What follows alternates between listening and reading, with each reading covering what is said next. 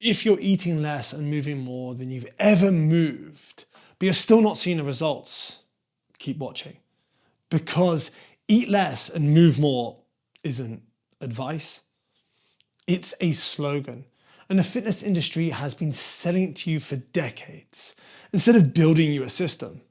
I followed the same advice: eat less, move more.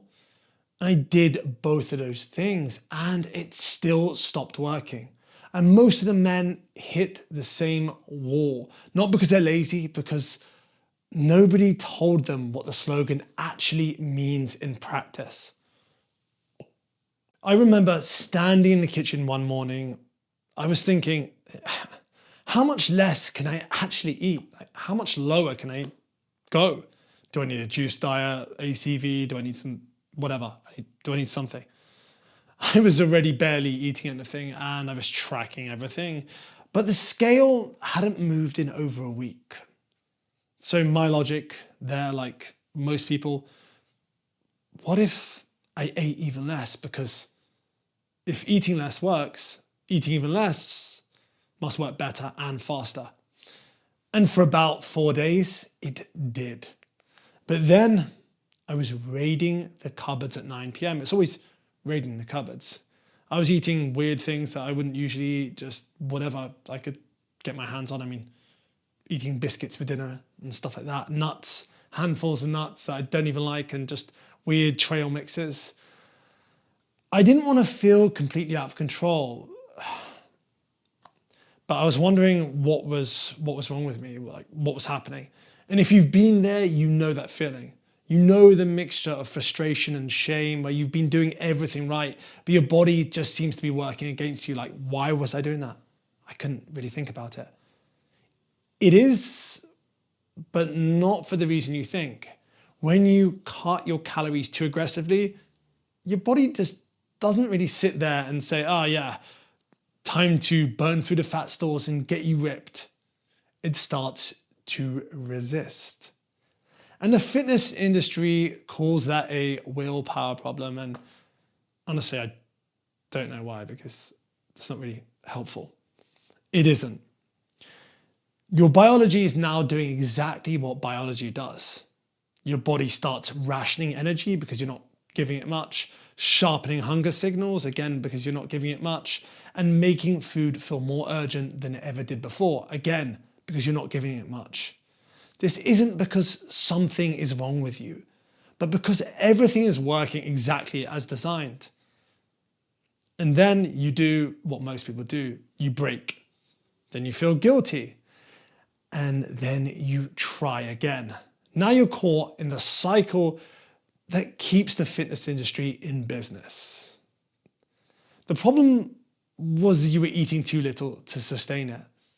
And yeah, that is a problem for some people. It's not survival mode, but it kind of is. And it's definitely not a time where you store more body fat. There is a level of deficit that works, which you probably know yourself, and it's probably much smaller than the one you've been trying to hit, and that is a problem. Small enough that most days you just barely feel it. Small enough that a meal out doesn't feel like it's ruined everything. I mean, if it does, then we've got a different issue.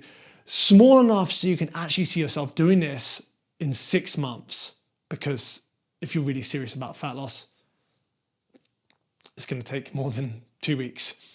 And I know that this feels like you're not trying hard enough, like it did for me. This is not an accident. The fitness industry has built an entire industry, essentially, making you believe that the failure is always a personal weakness. It means you'll buy the next thing, whatever crap they're trying to sell. So the first thing to check is, are you actually in a deficit? And then, is this a deficit that's something you can sustain? Or are you just counting down the days until you just snap?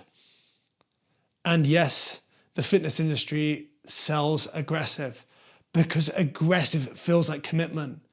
But aggressive is the fastest route to Thursday night, staring at the cupboard, eating half a pack of biscuits, or even eating a whole pack of cashews. If you don't know your number, you're guessing. The free calculator in the description below, you can grab, takes about 60 seconds. It will give you some clarity. There was a period where I was training twice a day. I went in full, like, I don't know what mode. It was pretty hardcore. And I was wondering why I was getting worse results than when I was training 4 times a week. So I was doing the usual cardio session in the morning, weights in the evenings, like I think it was 7 days a week at one point. I was exhausted all the time and I wasn't sleeping properly. And I was constantly picking at food throughout the day, stuff I wouldn't usually pick at, like a handful of nuts, like randomly. Then if someone didn't finish their plate, I'd eat off their plate. I'd never do that now. None of it felt like it counted, and I definitely didn't count it. But by the end of the week, I'd eaten back everything I'd burnt and then some. I just couldn't work out what had gone wrong because in my head, I'd been really disciplined. I mean, just these small things, they shouldn't really count, should they? Most men watching this channel are doing resistance training, but then they're adding cardio on top. And when it's not working, they reach for the obvious answer. More sets, more steps, more time on the treadmill or whatever cardio device. And then the more they add, the more tired they feel, the worse their sleep gets, the more their recovery suffers. But they push through because they think that's what commitment looks like. And again, I'm taking a shot at the fitness industry. They do usually, well, it does usually promote suffering, some form of suffering. And that's your commitment, that's your seriousness. And unfortunately, as men, we absorb that. I mean, look how famous David Goggins is, Jocko Willem. Yeah, just a few I can think of. If it hurts, we feel like it must be working. If it's manageable, we start to feel like, am I going too soft? And that belief is not motivation.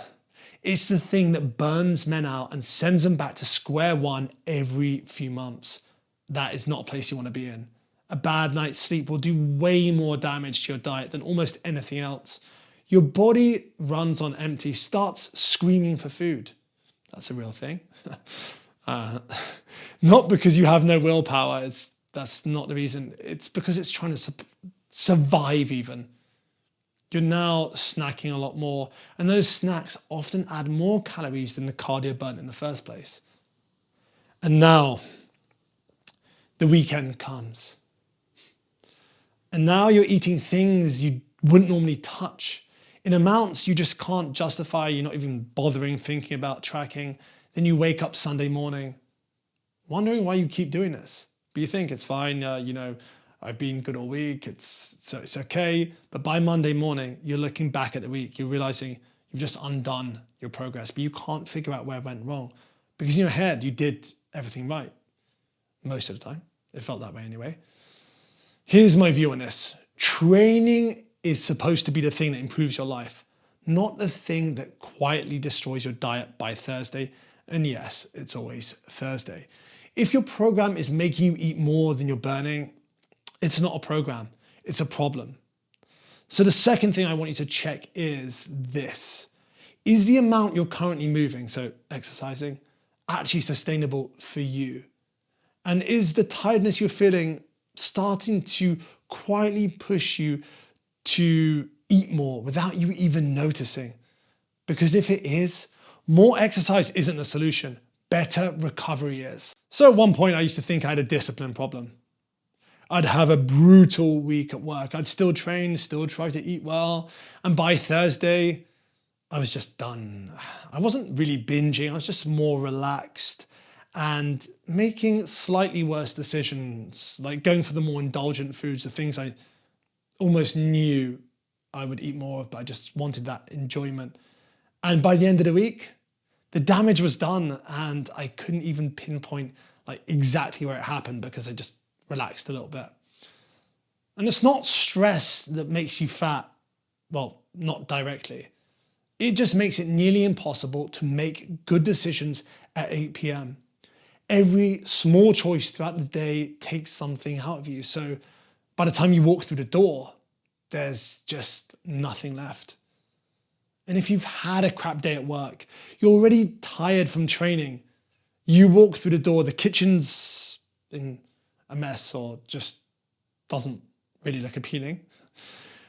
And there's something easy in the cupboard. It could be even a protein bar. It could be something like that. You start off like, oh, it's a protein bar. It's good intentions, nuts, whatever. And then you're eating without even thinking about it. Now you're not thinking about your deficit anymore. You're just thinking about the next 10 minutes. And that's not a weakness. It's not your weakness. That's what happens when you spend all day being a professional, a father, a functioning adult. And then you've also tried to be an athlete with no recovery. And in my opinion, the fitness industry designs programs for 20-year-olds with nothing else to do. That's why you see these insane transformations on Instagram and YouTube, because they have all the time and yeah, just it works for them.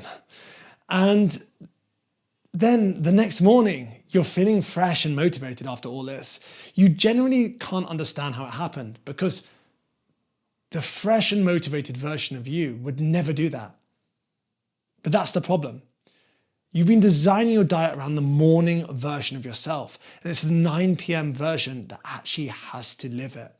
So the men I work with who get consistent results aren't the ones who are never stressed. It's not going to go away.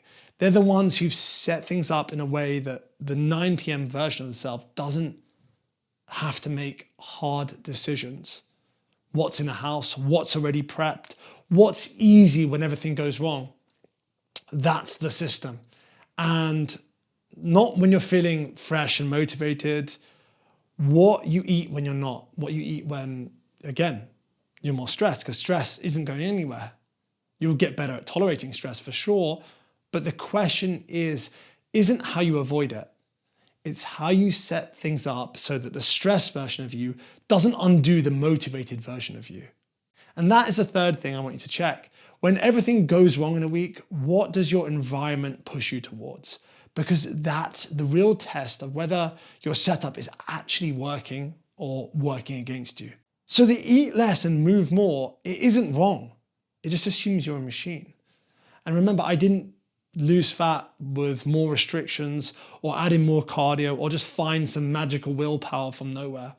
I got more honest about what eat less and move more actually looks like in practice for me, for someone who's tired by Thursday and someone who's in a kitchen that isn't always prepped. And then I built something around that version of myself, so the worst version of myself, so that person could get through those times. And that's what the men I work with do. They don't follow a perfect plan. We just build something that doesn't fall apart when Thursday happens. And again, it's always Thursday. And if you want to know exactly how to eat to get and stay lean without starving yourself and quitting every 3 weeks, watch this video next. I'll see you there.